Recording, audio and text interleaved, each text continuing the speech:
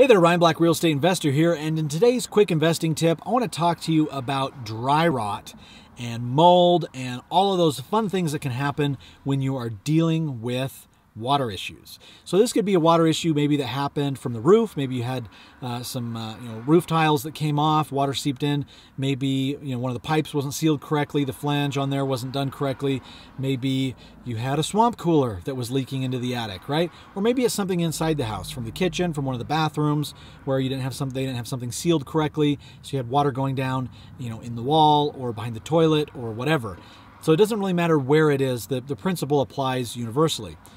When you are looking at somewhere that has had sustained water damage, right? If you have a one-time damage where, who knows, the kids were playing in the bathtub and it overflowed once and got water, all over the floor, and some of it seeped into the baseboards, and now the baseboards, they're MDF baseboards, they're bulged out because that's not what I'm talking about. I'm talking about something where you have a long-term sustained water presence where it shouldn't be.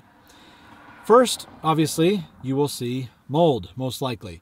And there are lots of different types of mold. There are some people who are very, very sensitive to mold. Most people are not. Most people, see a little bit of mold and they're like, oh no, I'm going to die.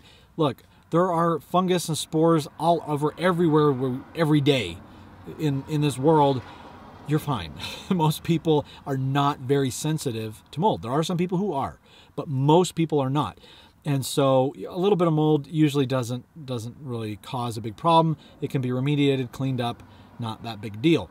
And just because mold is black does not mean it's deadly black mold, right? There's a lot of misinformation out there about mold, the dangers of mold. And so, yeah, you can, if it exists, bring in a specialist, get their opinion, let them tell you what they recommend as far as remediation and the severity of it and everything, but it's not the end of the world. Some people are super paranoid about mold. So mold would be the first thing that you'll probably most likely have, is presence of mold, so that needs to be remediated. But in addition to that, when you have mold and water over time, it will cause rot, right? Where you can have wet rot or dry rot. Wet rot is obviously it's still wet and it's soggy because the water source has continued. And that's pretty visible. When you're doing an inspection, you can see that maybe on the trusses that are in the attic, or perhaps open up looking in the wall, you can see the behind the drywall where it's been damaged. You can notice that.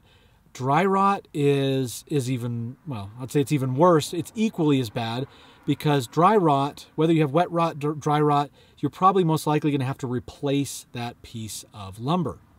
Now, you can have, obviously, like in bathrooms, the subflooring a lot of time, if they didn't seal properly around the toilet or around, the bathtub or whatever, you get water under and then it soaks into the subfloor, damages the subfloor, which a lot of times people won't even know that it's damaged, because if they have a tile, like ceramic tile flooring, and that is basically all they feel when they walk on the floor. And so sometimes they won't feel the squishiness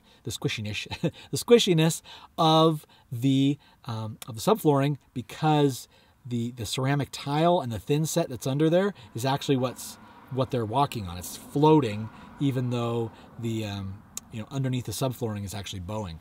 And so once you pull up the flooring, then you realize, hey, my foot just went through the subfloor. We probably should replace this. And I've had that happen personally. But what you got to look at is, okay, replacing subflooring, not that big a deal. Rip it out, throw in a new one. But when you have dry rot, a lot of times you're going to have to replace the underlying structure as well, right? So you're going to have to replace the 2x10s or the trusses, whatever you have under there. Or if it's a roof joist, you have to replace those joists.